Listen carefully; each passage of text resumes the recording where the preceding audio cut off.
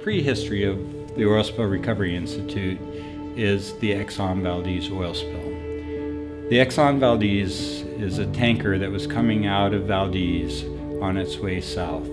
It veered out of the tanker lanes to avoid ice that was coming off of a glacier, never turned back. It hit Bly Reef, and so this is March 24th, 1989, and it spills 11 million gallons of oil into Prince William Sound.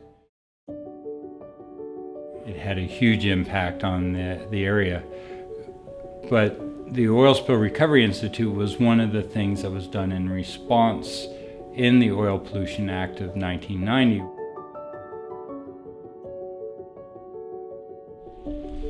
OSRI's mission is to support research and demonstration projects that improve our understanding and ability to respond to oil spills in the marine environment in the Arctic and subarctic. I think OSRI is an important organization because it continues to be that wake-up call to us that we need to always be looking at technologies, at research, at monitoring, and making sure that we're prepared. So I think they play a really vibrant role, and I think if you've ever experienced a spill, and I have when I grew up in Rhode Island, it can be devastating, and Prince William Sound obviously knows that all too well, the communities that dealt with the Exxon Valdez spill. So I think that their ability to continue to keep information front and center, keep people's awareness front and center, work with the Prince William Sound Science Center, the Alaska Sea Life Center, Defenders of Wildlife, and others, I think that keeps that momentum moving. Our work is based on a strategic plan that has 4 goals: to understand, to respond, to inform, and to partner. Understand is to understand the impacts of oil spills.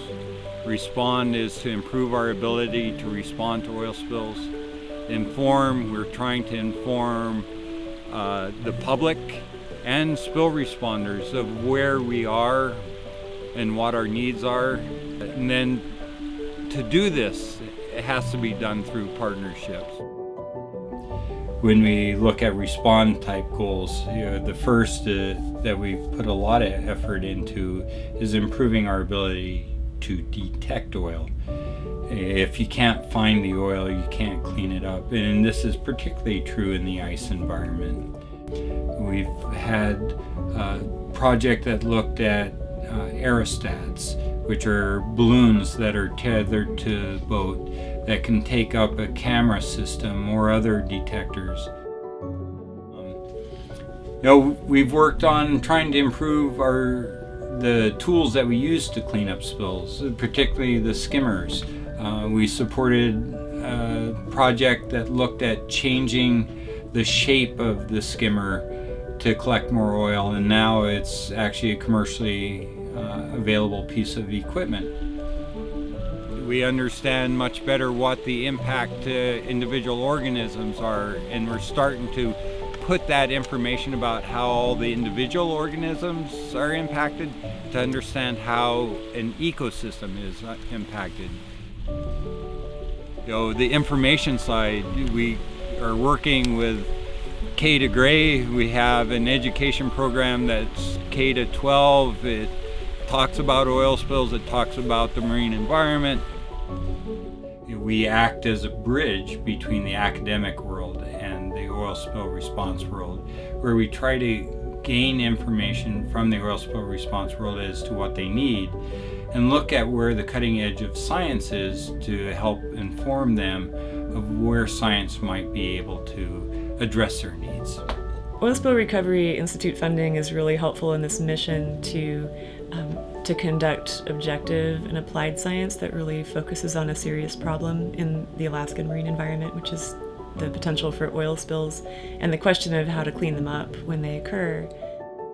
The Oil Spill Recovery Institute's research funding for graduate fellowships has also been really valuable. I've had 2 PhD students so far who've had funding through that mechanism, and it's been really critical in filling funding gaps in their research program, but also giving them experience in writing their own grant proposals and managing their own funding and their own budgets. I think OSRI's investment in research and development for oil spill response technology has instigated creativity among scientists and partnerships between industry and researchers. And we're a nimble organization. We can fill gaps and take approaches that other more bureaucratic organizations can't do or aren't charged to do. Over the last 20 years, OSRI has funded 173 different projects at about $14.5 million. Results of that have been over 109 publications. We've supported 22 graduate students, and those graduate students are the people that we expect to be in charge of the next oil spill when it occurs. We've made great steps in improving our understanding of oil spills and how to respond to them, but we still have a lot to learn. We all want to minimize impact to the environment, and the only way we can do it is if we work together.